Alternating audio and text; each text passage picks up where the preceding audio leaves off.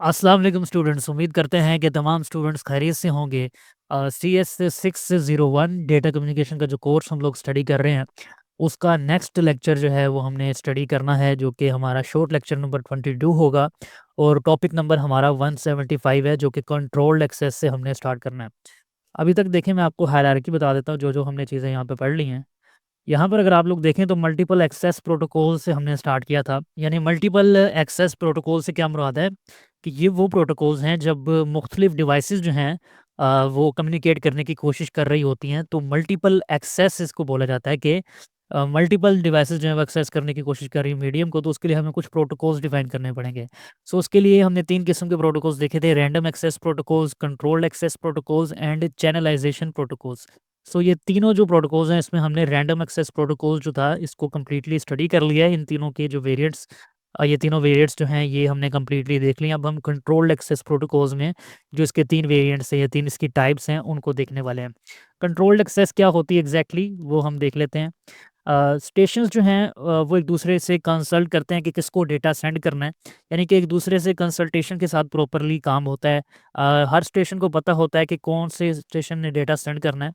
और जो स्टेशन कह रहा है कि station can not send unless authorised by other stations, यानी कि अगर अगर दूसरे स्टेशन उसको इजाज़त देते हैं, तभी वो अपना डेटा ट्रांसमिट कर सकता है। सो इसलिए इसको कंट्रोल्ड एक्सेस बोला जाता है। रैंडम एक्सेस में क्या था कि हमारे पास ये दूसरे स्टेशंस के पास ये ऑथराइजेशन नहीं थी कि वो जिस स्टेशन ने डेटा सेंड करना है उसको वो ऑथराइज़ कर सके कि आप डेटा सेंड कर सकते हैं। और कंट्रोल्ड एक्सेस में हमारे पास 3 मेथड्स आगे आ जाते हैं: reservation, polling and token passing. इसमें से जो रिजर्वेशन का मेथड है वो हम पहले देख लेते हैं। रिजर्वेशन क्या होती है? रिजर्वेशन आप लोग नाम से ही ज़ाहिर हो रहा है कि आप लोग क्या करते हैं, एक रिजर्वेशन पहले बुक कर लेते हैं जिस स्टेशन ने अपना डेटा सेंड करना होता है। इसमें क्या होता है कि हमारे पास एक फ्रेम है, लेट्स से कि ये हमारे पास एक ओवरऑल फ्रेम है, ये वाला, ठीक है? और इसको हमने जितने हमारे पास स्टेशंस हैं 1, 2, 3, 4, तो जितने हमारे पास स्टेशंस हैं, यहाँ पर 4 स्टेशंस उसने शो किए हैं, लेकिन एक्चुअली ये 5 स्टेशंस होंगे, 5वाँ उसने शो नहीं किया। तो उस हिसाब से हम यहाँ पर अपने फ्रेम्स जो हैं या अपने जो टाइम स्लॉट्स हैं, टाइम इंटरवल्स कह लें इनको, ये हम बना लेंगे। जैसे इस फ्रेम में हमने 1, 2, 3, 4 और 5 यहाँ पर टाइम इंटरवल्स बना लिए। अब हर एक स्टेशन इसी टाइम इंटरवल के अंदर अपना डेटा सेंड कर सकता है। जैसे ये स्टेशन 1 ने डेटा सेंड करना है, सो लेट्स से कि ये इस टाइम इंटरवल को यूज़ करेगा। अगर स्टेशन 2 ने अपना डेटा सेंड करना है, यहाँ पर स्टेशन 2 इन्होंने मेंशन नहीं किया, जो भी स्टेशन यहाँ पर लेट्स से कि ये वाला होगा, तो ये डाटा अपना यहाँ पर सेंड कर सकता है। यानी कि हर एक जो है वो अपने-अपने टाइम इंटरवल में डेटा सेंड कर सकता है।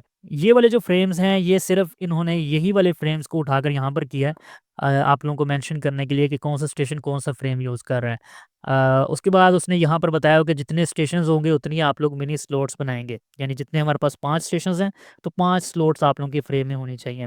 यही चीज़ उसने बताई है कि टाइम जो टोटल टाइम जितना फ्रेम में है, उसको इंटरवल्स में डिवाइड कर लिया जाता है और हर इंटरवल में रिजर्वेशन फ्रेम जो है वो अपना डेटा रखता है फ्रेम्स की सूरत में आगे भेजने के लिए। हर इंटरवल में आप लोगों के सामने हर स्टेशन जो है वो अपना डेटा रख रहा है, और हर स्टेशन जो है उसी टाइम इंटरवल के दौरान अपना डेटा सेंड करेगा। ये रिजर्वेशन होती है जिसमें हम रिज़र्व कर लेते हैं पहले से एक टाइम इंटरवल। पोलिंग क्या होती है? पोलिंग का मतलब ये होता है कि दूसरे स्टेशन से पूछा जाए कि अगर उसको डेटा सेंड करना है तो वो अपना डेटा सेंड कर ले। ये उसने बताया हुआ है कि one device is designated as a primary station, the other secondary. Primary station एक होता है जिसका काम होता है पोलिंग करना, दूसरी डिवाइस से पूछना। सेकेंडरी डिवाइस जो होती है वो डेटा सेंड करती है। वो कह रहा है all data exchanges made through primary devices. तो जो प्राइमरी डिवाइस होती है उसके थ्रू सारा डेटा जो है वो एक्सचेंज होता है। ऐसा नहीं कि प्राइमरी डिवाइस डेटा सेंड करती है। प्राइमरी डिवाइस सिर्फ़ पूछती है कि अगर आपके पास डेटा सेंड करने के लिए है, तो मुझे अपना डेटा सेंड कर दो। इसलिए प्राइमरी डिवाइस के थ्रू ही डेटा सेंड होता है। Primary device is the actual controller जो कि दूसरे से पूछती है और उसको ऑथराइज़ करती है अपना डेटा सेंड करने के लिए। उसके बाद उसने बताया primary device controls the link, secondary device follows instructions. वही चीज़ जो मैंने अभी आपको बताई कि प्राइमरी डिवाइस जो है वो कंप्लीटली कंट्रोल कर रही होती है कम्युनिकेशन को, और सेकेंडरी का काम होता है कि वो सिर्फ इसके इंस्ट्रक्शंस को फॉलो करे। यहाँ पर देखें, ये वाला जो है ना एरिया, इसको आप फोकस करें, ये पोलिंग का एरिया है। यहाँ पर एक हमने प्राइमरी डिवाइस बनाई जिसको अपना डेटा लेट्स से कि अभी ए को सेंड करना है। ए के साथ सॉरी उसने कम्युनिकेट करना है। अब वो क्या करेगी कि सबसे पहले एक पोल सेंड करेगी। पोल से मुराद यानी उससे पूछेगी कि आपके पास डेटा है सेंड करने के लिए? सो वो आगे से रिस्पॉन्ड कर रहा है नोट एंड एक्नॉलेजमेंट में, यानी कि उसके पास कोई डेटा नहीं है सेंड करने के लिए। तो ये नोट एक्नॉलेजमेंट का उसने हमें एक मैसेज सेंड कर दिया। अब हम क्या करेंगे, हमारी जो प्राइमरी डिवाइस है वो बी के साथ कम्युनिकेट करेगी। बी को पोल करेगी कि क्या आपके पास डेटा है सेंड करने के लिए? सो अगर बी के पास होगा तो अपना डेटा डायरेक्टली सेंड कर देगा और फिर यहाँ से हम एक्नॉलेजमेंट भेज देंगे कि हाँ, हमें डेटा जो है वो रिसीव हो चुका है। जबकि नॉर्मल हमारे पास जो मैकेनिज़्म होता है, सेलेक्ट मैकेनिज़्म जिसको बोला गया है, पोलिंग से अलग है।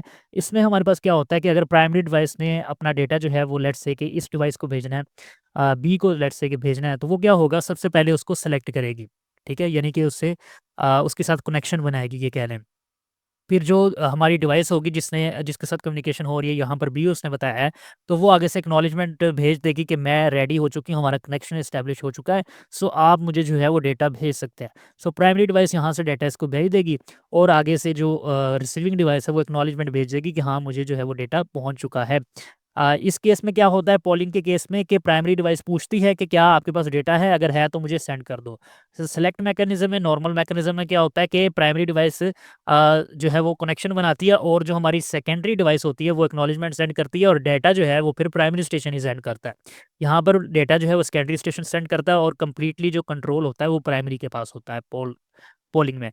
उसके बाद हमारे पास जो यहाँ पर तीसरा मेथड है उसको हम देखते हैं, टोकन पासिंग का मेथड है। इसमें क्या होता है, स्टेशंस जो होते हैं वो एक रिंग की सूरत में ऑर्गेनाइज़ होते हैं। लेट्स से कि ये एक स्टेशन है, ये एक स्टेशन है। स्टेशन से मुराद यानी जिसने डेटा सेंड करना है या रिसीव करना है। ठीक है? सो इस तरह से हमारे पास एक रिंग फॉर्म में, एक सर्कल फॉर्म में जो है वो ये स्टेशंस इस तरह से रखे जाते हैं। उसके बाद वो कह रहा है कि हर स्टेशन के लिए उसका एक, जैसे ये एक स्टेशन है ना, तो इसके लिए एक प्रेडिसेसर भी है और एक सक्सेसर भी है। सक्सेसर यानी कि वो जो उससे पहले आ रहा है और प्रेडिसेसर वो है जो कि उसके बाद आ रहा है। ये चीज़ उसने हमें यहाँ पर बताई है। कह रहा है कि special packet called token circulates through the ring. तो यहाँ पर क्या होता है कि एक टोकन यहाँ पर हर किसी के पास होता है।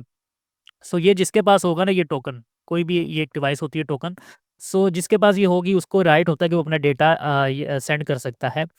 ये चीज़ उसने हमें यहाँ पर बताई है। Token circulates to the ring, possession of token gives the station the right to send the data. तो जिसके पास टोकन होता है वो अपना डेटा सेंड कर सकता है। उसके बाद वो कह रहा है token management is required to manage possession time. आप लोगों को प्रॉपर टोकन मैनेजमेंट के मैकेनिज्म्स चाहिए होते हैं ताकि जिसने कम्युनिकेट करना है वो कम्युनिकेट कर सके। जैसे कि टोकन मॉनिटरिंग, टोकन को मॉनिटर करना पड़ता है कि वो सही जा रहा है, सही सर्कुलेट हो रहा है या फिर नहीं हो रहा। प्रायोरिटी अगर किसी स्टेशन की है तो उसको भी प्रॉपर्ली मॉनिटर किया जाता है। तो टोकन मैनेजमेंट के लिए मैकेनिज़्म्स हमें टोकन पासिंग की जो हमारे पास टेक्नीक है उसमें चाहिए होते हैं। अब यहाँ पर उसने 4 तरह की रिंग्स हमारे पास बताई हैं टोकन पासिंग के मेथड में। सबसे पहले जो नॉर्मल हमारी रिंग होती है जो कि हमने ऊपर भी स्टडी की, सिंपल एक रिंग है, उसमें क्या हो रहा है कि टोकन सर्कुलेट हो रहा है, जिसके पास होगा वो अपना डेटा सेंड कर सकता है। लाइक यहाँ पर 4 स्टेशंस हैं, तो 4 स्टेशंस इस तरह से रिंग की सूरत में ऑर्गेनाइज़ है। डुअल रिंग में क्या होता है कि हमारे पास यहाँ पर 2 आप लोगों को जो है वो रिंग्स देखने को मिल रही हैं। सो इसमें क्या होता है कि अगर एक जो है वो केबल कट लग के एक रिंग फेल हो जाती है, जैसे यहाँ पर केबल कट लगा तो अब 2 से आगे आप सेंड नहीं कर सकते किसी दूसरी डिवाइस को इस डायरेक्शन में। सो उसके लिए हमारे पास एक डुअल रिंग होती है जहाँ पर अगर ये केबल कट लग जाता है, सो बैकअप के तौर पे हमारे पास दूसरी रिंग होती है जहाँ से आप अपना डेटा दूसरी डायरेक्शन में सेंड कर सकते हैं। उसके बाद हमारे पास बस की रिंग आ जाती है। इसमें क्या होता है कि हम एक कॉमन मीडियम ले लेते हैं जिसके साथ जो है वो सारी डिवाइसेस जो हैं वो कनेक्टेड होती हैं। बस टोपोलॉजी की डेफिनेशन भी यही है कि सारी डिवाइसेस जो हैं वो एक दूसरे को एक्सेस कर रही होती हैं, या यानी कि वो एक ही लिंक के साथ एसोसिएट होती हैं। ये बस टोपोलॉजी की डेफिनेशन है। सो बस रिंग टोपोलॉजी में हमारे पास एक सेंटर्ड लाइन होती है जिसके थ्रू सारी डिवाइसेस कनेक्टेड हो जाती हैं। ये होती रिंग टेक्नोलॉजी, यानी डाटा इसमें इस ऑर्डर में पास हो रहा होता है, लेकिन यहाँ पर फिजिकली जो है वो एक हमारे पास बस टोपोलॉजी हमारे पास आ जाती है। उसके बाद एक स्टार रिंग टोपोलॉजी भी है। स्टार रिंग टोपोलॉजी में हमारे पास सेंट्रली एक हब होता है। हब का क्या काम होता है कि लेट्स से कि इसने अगर डेटा जो है वो इस डिवाइस को सेंड करना है, सो ये यहाँ पर अपना डाटा हब को सेंड करेगी पहले, और हब जो है वो उसको सारी डिवाइसेस को ब्रॉडकास्ट कर देगा। हब का क्या काम होता है कि ब्रॉडकास्टिंग करना, और फिर जिस डिवाइस को वो डाटा चाहिए होगा, लेट्स से कि इसको चाहिए था, सो ये उसको रख लेगी, बाकी सब डिवाइसेस जो हैं वो उसको ड्रॉप कर लेगी। सो ये स्टार रिंग टोपोलॉजी होगी, बस रिंग टोपोलॉजी होगी। ये दोनों टोपोलॉजीज़ जो हैं ये मिक्स्ड टोपोलॉजी की शक्ल में होती हैं। इसमें क्या होता है कि लॉजिकली एक या तो टोपोलॉजी स्टार होगी या फिर वो फिज़िकली स्टार होगी। यानी कि स्टार वो फिजिकली हो सकती है, रिंग टोपोलॉजी जो है वो लॉजिकली हो सकती है। इसी तरह से रिंग टोपोलॉजी यहाँ पर जो है वो फिजिकली हो सकती है, बस टोपोलॉजी लॉजिकली हो सकती है। सो ये दो टोपोलॉजीज को मिक्स किया जाता है। नॉर्मली जो रिंग होती है ना हमारे पास, वो या तो इस तरह से आती है या फिर डुअल रिंग टेक्नोलॉजी के सूरत में आ जाती है। अच्छा, उसके बाद कंट्रोल्ड एक्सेस में जो तीसरी टेक्नीक हमारे पास है वो चैनलाइजेशन की है, जिसमें हम अपने चैनल को जो है वो डिवाइड कर लेते हैं मुख्तलिफ चीज़ों में। और ये बहुत डिफरेंट पैरामीटर्स होते हैं जिनकी बेस पर हम अपने चैनल को डिवाइड करते हैं। चैनल क्या है हमारे पास, जिसके थ्रू हम अपने डेटा को सेंड कर रहे हैं। सो चैनल को हम डिवाइड कर लेते हैं फॉर बेटर एफिशिएंसी। वो क्या चीज़ें हैं जिसकी बेस पर हम अपने चैनल को डिवाइड करते हैं, वो इन्होंने यहाँ पर बताई है। तो चैनल जो है उसमें हमारे पास जितनी भी हमें अवेलेबल बैंडविड्थ होती है, बैंडविड्थ क्या है कि जिसमें हम अपने डेटा को सेंड कर सकते हैं, जिस रेट पर हम अपने डेटा को सेंड कर सकते हैं, उसको बैंडविड्थ बोला जाता है। सो अपनी जो अवेलेबल बैंडविड्थ होती है उसको हम टाइम, फ्रीक्वेंसी और कोड के थ्रू हम जो है वो डिवाइड कर लेते हैं, ताकि हमें एफिशिएंसी मज़ीद अच्छी तरीके से अचीव हो सके। अब ये किस तरह से डिवीजन होती है ये उसने हमें बताया हुआ है। इसके लिए 3 मेथड्स हैं। एक फ्रीक्वेंसी के लिए एफडीएमए है, फ्रीक्वेंसी डिवीजन मल्टीपल एक्सेस। जो हमारे पास टाइम को हम डिवाइड करते हैं उसके लिए हमारे पास टाइम डिवीजन मल्टीपल एक्सेस है, और कोड के लिए हमारे पास कोड डिवीजन मल्टीपल एक्सेस है, सीडीएमए। सो सबसे पहले फ्रीक्वेंसी डिवीजन मल्टीपल एक्सेस को देखते हैं। हमने क्या देखा था कि बैंडविड्थ को हम डिवाइड करते हैं इन पैरामीटर्स में। सो फ्रीक्वेंसी डिवीजन में क्या होगा कि बैंडविड्थ जब जितनी भी हमारे पास अवेलेबल होगी, उसको हम फ्रीक्वेंसी के डिफरेंट बैंड्स में डिवाइड कर लेंगे। यहाँ पर देखें तो ये हमारे पास टोटल बैंडविड्थ थी, ठीक है? या फिर हम आप कह लें कि टोटल फ्रीक्वेंसी थी। तो यहाँ पर हमने क्या किया कि उसको डिफरेंट स्लॉट्स में जो है वो डिवाइड कर लिया। यहाँ पर हमने 4 स्लॉट्स बना लिए अपने स्टेशंस के हिसाब से। अब स्टेशन जो यहाँ पर 1 है उसने कम्युनिकेट करना है, सो सबसे ऊपर वाला बैंड फ्रीक्वेंसी का वो यूज़ करेगा। अगर स्टेशन 2 ने कम्युनिकेट करना है, सो वो सेकंड वाला फ्रीक्वेंसी का बैंड यूज़ करेगा। इसी तरह से स्टेशन 3 ने कम्युनिकेट करना है, सो वो थर्ड वाला बैंड फ्रीक्वेंसी का यूज़ करेगा। एंड स्टेशन 4 इसी तरह से चौथा बैंड जो है फ्रीक्वेंसी का वो यूज़ करेगा। यानी कि हर एक स्टेशन जो है वो अलग-अलग फ्रीक्वेंसी का बैंड यूज़ कर रहा होता है। उसके बाद यहाँ पर उसने एक डिफरेंस भी बताया है एफडीएमए वर्सेस एफडीएम। एफडीएम जो है फ्रीक्वेंसी डिवीजन मल्टीप्लेक्सिंग, वो हमने कुछ लेक्चर्स पहले पढ़ा था, जो कि हमारा पुराना टॉपिक है इसी कोर्स का ही। इसमें हम क्या देख रहे थे कि हमारी जो फिजिकल लेयर पर कम्युनिकेशन होती है, ट्रांसमिशन होती है, वो किस तरह से होती है, ठीक है? यानी कि उसमें हम डिफरेंट सिग्नल्स जो हैं वो हमारे एक ही वायर के थ्रू किस तरह से ट्रांसमिट हो रहे होते हैं, इसको हम कह रहे थे फ्रीक्वेंसी डिवीजन मल्टीपल एक्सेस, जो कि फिजिकल डिवाइसेस पर फिजिकल लेयर के लिए थी। और हमारे पास जो फ्रीक्वेंसी डिवीजन मल्टीपल एक्सेस का टॉपिक है, जो कि अब हम पढ़ रहे हैं, वो हमारे पास डेटा लिंक लेयर पर है। यानी कि डेटा लिंक लेयर पर फ्रेमिंग किस तरह से होती है, कौन-सा चैनल कौन-सा फ्रेम यूज़ कर रहा है। जो हमारे पास फ्रेमिंग की टेक्निक्स होती हैं डेटा लिंक लेयर 2 पर, उस पर हमारे पास frequency division multiple access use होती है, और जो फ्रीक्वेंसी डिवीजन मल्टीप्लेक्सिंग का कॉन्सेप्ट हमने पढ़ा था, वो हमारे पास यूज़ हो रहा होता है फिजिकल लेयर पर। अच्छा जी, नेक्स्ट हम देखने जा रहे हैं टाइम डिवीजन मल्टीपल एक्सेस को। ये हमारे पास क्या होती है कि हमारे पास जितना भी हमारे पास टाइम अवेलेबल होता है, उसको हम डिफरेंट स्लॉट्स में डिवाइड कर लेते हैं। अब इससे होता क्या है कि जिसने भी अपना डेटा सेंड करना है, जिस स्टेशन ने भी, वो अपनी ही टाइम स्लॉट के अंदर उस डेटा को सेंड कर सकता है। वो सारी टाइम स्लॉट्स को यूज़ नहीं करता। इससे भी हमारे पास एफिशिएंसी इंक्रीज़ होती है कि हम अपने टाइम को डिफरेंट स्टेशंस के लिए अलग-अलग स्लॉट्स में डिवाइड कर लेते हैं। जैसे कि यहाँ पर देखें, ये हमारे पास टोटल टाइम था। इसको हमने क्या किया कि अलग-अलग स्लॉट्स में डिवाइड कर लिया। अब स्टेशन 1 जो है वो अपनी टाइम स्लॉट के अंदर डेटा को सेंड कर रहा है। इसी तरह से बाकी जो स्टेशंस हैं वो भी अपनी-अपनी ही टाइम स्लॉट के अंदर अपने डेटा को सेंड कर रहे हैं। अच्छा, यहाँ पर उसने ये बताया हुआ है कि जब हम ये डिफरेंट टाइम स्लॉट्स बना रहे हैं, तो यहाँ पर हमने कुछ प्रीएम्बल बिट्स भी डिफाइन करने हैं। देखें, यहाँ पर हमारे पास ये जो डेटा है ना, यहाँ पर जो भी हम डेटा सेंड करेंगे, उसकी हमारे पास कुछ इस तरह से बिट होंगी, ठीक है? सो इस तरह से हमारे पास बिट्स होंगी। उसमें से हम लेट्स से कि ये जो पोर्शन है, ये हम प्रीएम्बल बिट्स का बना लेते हैं। वैसे प्रीएम्बल बिट्स का साइज़ ज़्यादा होता है। ये मैं आपको सिर्फ एग्जांपल दे रहा हूँ। प्रीएम्बल बिट्स का फ़ायदा क्या होगा हमें कि जब रिसीवर के पास हमने इस डेटा को भेजना है, सो रिसीवर हमें सिंक्रोनाइज़ेशन प्रोवाइड कर सकेगा, एक्नॉलेजमेंट प्रोवाइड कर सकेगा कि हाँ, मेरे तक जो आपका डेटा है, वो पहुँच चुका है। सो इसलिए प्रीएम्बल बिट्स को लगाना बहुत ज़रूरी है रिसीवर के साथ प्रॉपर्ली सिंक्रोनाइज़ करने के लिए। अब उसने हमें यहाँ पर एक और चीज़ भी बताई है कि हमारे पास सिंक्रोनाइज़ेशन की प्रॉब्लम आ सकती है। एक तो सिंक्रोनाइज़ेशन ये है ना जो मैंने आपको बताई, एक और सिंक्रोनाइज़ेशन की प्रॉब्लम आ सकती है कि यहाँ पर क्या हो कि अगर ये टाइम स्लॉट जो है वो इसके साथ काफ़ी ज़्यादा कनेक्टेड है, यानी कि जैसे ही ये टाइम स्लॉट खत्म होती है, दूसरी टाइम स्लॉट स्टार्ट हो जाती है। तो अगर इसमें आप अपना डेटा सेंड कर रहे हैं, सो हो सकता है कि वो दूसरे डेटा के साथ मिक्स अप हो सके, क्योंकि आपकी दोनों टाइम स्लॉट्स के अंदर गैप नहीं है। सो इसके लिए हम क्या करते हैं, गार्ड टाइम्स यूज़ करते हैं, यानी कि कुछ गैप यूज़ करते हैं। जैसे ही एक टाइम स्लॉट ख़त्म होगी, फ़ौरन दूसरी टाइम स्लॉट जो है वो दूसरे डेटा के लिए अवेलेबल ना हो जाए, ताकि दोनों मिक्स ना हो जाएँ आपस में। इसके लिए हम गार्ड टाइम्स का कॉन्सेप्ट यूज़ करते हैं।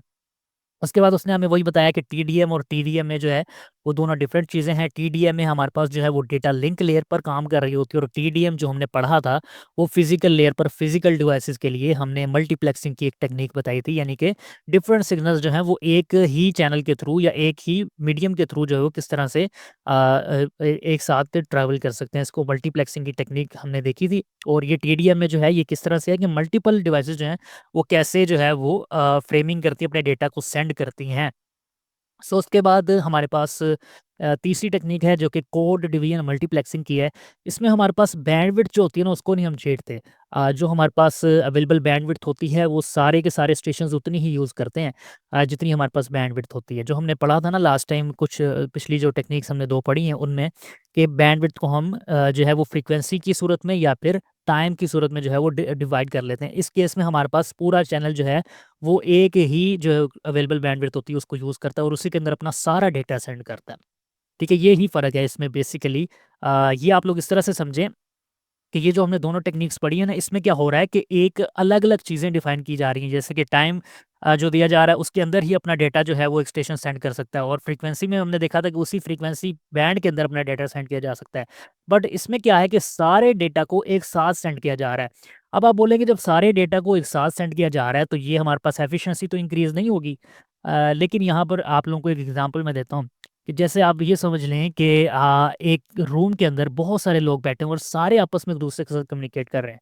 बाहर से कोई बंदा आएगा तो वो शायद ये बोलेगा कि ये तो आप सब एक-दूसरे के साथ इकट्ठे कम्युनिकेट कर रहे हैं, सो इससे तो शोर पैदा हो रहा है। लेकिन ये कोड विज़न मल्टीप्लेक्सिंग का जो कॉन्सेप्ट है वो वहाँ पर क्या बोलेगा कि 2 लोग जो हैं वहाँ पर इंग्लिश लैंग्वेज बोलने वाले हैं, 2 लोग जो हैं वहाँ पर पर्शियन लैंग्वेज बोलने वाले हैं, और 2 लोग जो हैं वो उर्दू लैंग्वेज बोलने वाले हैं, और तीनों को एक-दूसरे की लैंग्वेजेज़ नहीं आती हैं।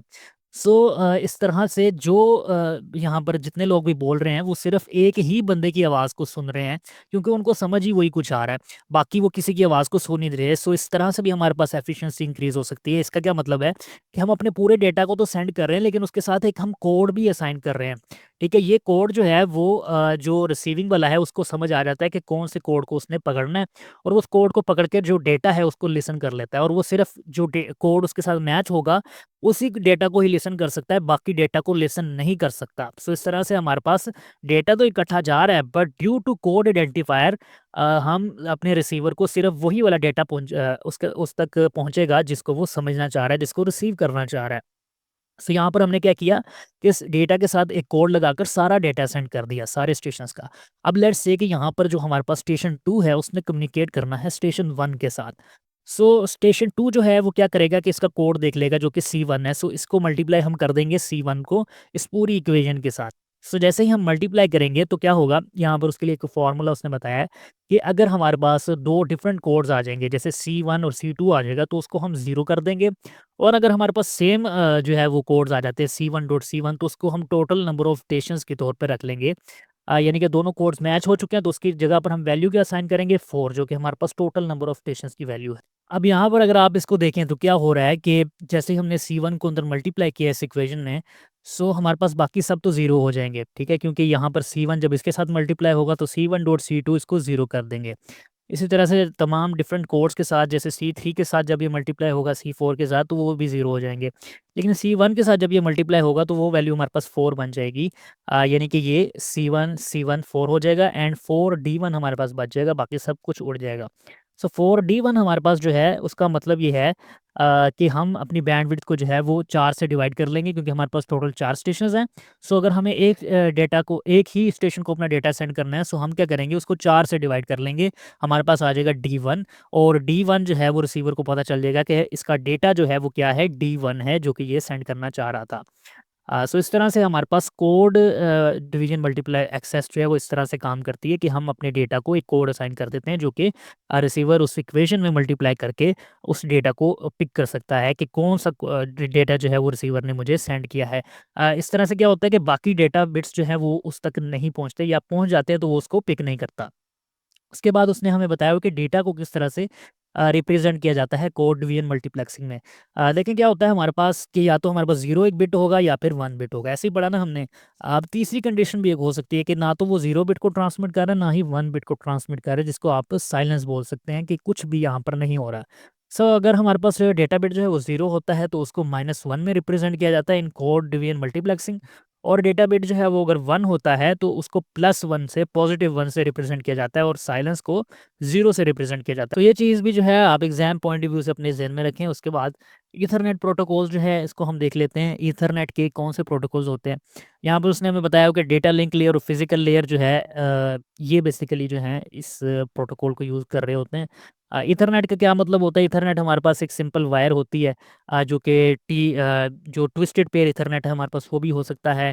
फाइबर ओवर ईथरनेट भी हो सकता है, यानी डिफरेंट केबल्स को जो है वो बेसिकली ईथरनेट बोला जाता है। सो ईथरनेट के थ्रू डेटा को ट्रांसमिट करने के लिए हम फिजिकल लेयर और डेटा लिंक लेयर पे ही काम कर रहे होते हैं। सो इसके लिए हम डिफरेंट प्रोटोकॉल्स भी यूज़ करते हैं। सो उसने हमें यहाँ पर बताया हुआ है कि IEEE प्रोजेक्ट 802 क्या है। ये ईथरनेट के लिए बेसिकली जो है वो एक प्रोजेक्ट आप कह लें कि स्टार्ट किया गया था और इसके थ्रू सिर्फ ईथरनेट ही नहीं बल्कि इंटरनेट की जितनी भी टेक्नोलॉजीज़ हैं नेटवर्किंग की उसको डिफरेंट स्टैंडर्ड्स दिए गए और इस प्रोजेक्ट का नाम रखा गया 802।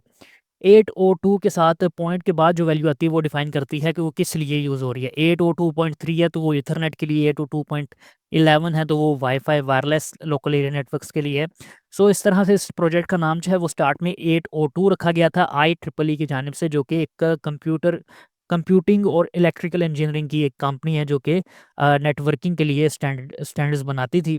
सो 1985 में उन्होंने प्रोजेक्ट 802 जो है वो स्टार्ट किया। वो कह रहा है कि इस प्रोजेक्ट का मकसद जो था वो पुराने हमने जो सूट्स पढ़े हैं OSI और TCP/IP उनको रिप्लेस करना नहीं था, बट ये उनकी परफॉर्मेंस को मज़ीद इन्हांस करती थी। और TCP/IP प्रोटोकॉल तो आज भी यूज़ हो रहा है इंटरनेट में और 802 सिर्फ़ उसको एक स्टैंडर्ड पहनाती है कि ये स्टैंडर्ड के थ्रू जो है वो आप लोग कम्युनिकेट कर सकते हैं। सो उसके बाद उसने हमें बताया हुआ है कि किस तरह से IEEE के स्टैंडर्ड्स जो हैं वो TCP/IP प्रोटोकॉल के साथ मैच किए जा सकते हैं या फिर जो हमारे पास OSI लेयर मॉडल है उसके साथ उसने मैप किए हुए हैं। देखिए स्टार्ट पे तो हमने देखा था कि ट्रांसमिशन मीडियम होता है वो तो इसमें भी सेम ही रहेगा। कोई भी आप लोग जो यूज़ कर रहे हैं फाइबर यूज़ कर रहे हैं, ट्विस्टेड पेयर ईथरनेट कुछ भी यूज़ कर रहे हैं। उसके बाद हमारे पास फिजिकल लेयर जो होती है OSI TCP/IP मॉडल में तो हमारे पास IEEE स्टैंडर्ड में वो क्या चीज़ें होती हैं कि ईथरनेट के लिए वो फिजिकल लेयर की जो पैरामीटर्स हैं वो कुछ और हो सकते हैं, टोकन रिंग के लिए कुछ और हो सकते हैं, एंड टोकन बस के लिए कुछ और हो सकते हैं। उसके बाद डेटा लिंक लेयर जो हमारे पास OSI मॉडल में होती है या TCP/IP सूट में होती है उसको हमने दो जो है सब लेयर्स में डिवाइड किया है इन IEEE, जो कि हमारे पास एक मैक एड्रेसिंग लेयर है और दूसरी LLC यानी कि लॉजिकल लिंक कंट्रोल की लेयर है। लॉजिकल लिंक कंट्रोल की जो लेयर है वो हमारे पास फ्लो कंट्रोल, एरर कंट्रोल और फ्रेमिंग के लिए काम आती है, जो कि हम अच्छे तरीके से स्टडी कर चुके हैं। आई डोंट थिंक कि इसकी कुछ ज़्यादा एक्सप्लेनेशन करने की ज़रूरत है। और जो मैक लेयर है वो हमारे पास किस लिए होती है कि हमारी जो डिवाइस है उसका फिजिकल एड्रेस क्या है और जिस डिवाइस को आपने डेटा सेंड करना है उसका एड्रेस क्या है और वो उस लिहाज से फ्रेम्स को आगे फॉरवर्ड करती है। सो ईथरनेट के लिए मैक एड्रेसेस जो हैं या फिर मैक जो प्रोसेसिंग होती है डेटा की वो ये करता है। IEEE स्टैंडर्ड टोकन रिंग के लिए मैक एड्रेसेस की जो सहूलत होती है वो प्रोवाइड करता है, टोकन बस के लिए अलग से करता है। सो इस तरह से उसने ये एक मैपिंग की हुई है, बस इसमें और कुछ नहीं है। ईथरनेट एवोल्यूशन के बारे में उसने बताया कि ईथरनेट किस तरह से इवॉल्व होकर हमारे तक अभी जो पहुंच रहा है वो मॉडर्न सूरत है और डेटा सेंटर्स में या बड़ी जगहों पर वो जो है वो 40 GB तक भी डेटा चला जाता है। सो वो उसके लिहाज से उसने हमें बताया हुआ है कि ईथरनेट की 4 जनरेशन थी। एक स्टैंडर्ड ईथरनेट जो कि अब ऑब्सोलीट हो चुका है, 10 MBPS की स्पीड पर ये ऑपरेट करता था। फास्ट ईथरनेट, गीगाबिट ईथरनेट और 10 गीगाबिट ईथरनेट जो है ये हमें उसने बताया हुआ। सो ये हमारे पास जो है इसको हम इंशाल्लाह फिर नेक्स्ट लेक्चर्स जो हम पढ़ेंगे उनमें हम इनकी मज़ीद तफ़सील को डिस्कस कर लेंगे। हर एक ईथरनेट को इसने बड़ी तफ़सील के साथ डिस्कस किया है और हर एक के वेरिएंट्स को इसने हमें बताया है। सो आने वाले लेक्चर्स में ये सब टॉपिक्स आपको आसान अल्फाज में समझाने की कोशिश की जाएगी। मिलते हैं इंशाल्लाह नेक्स्ट वीडियो में, तब तक के लिए खुदा हाफ़िज़।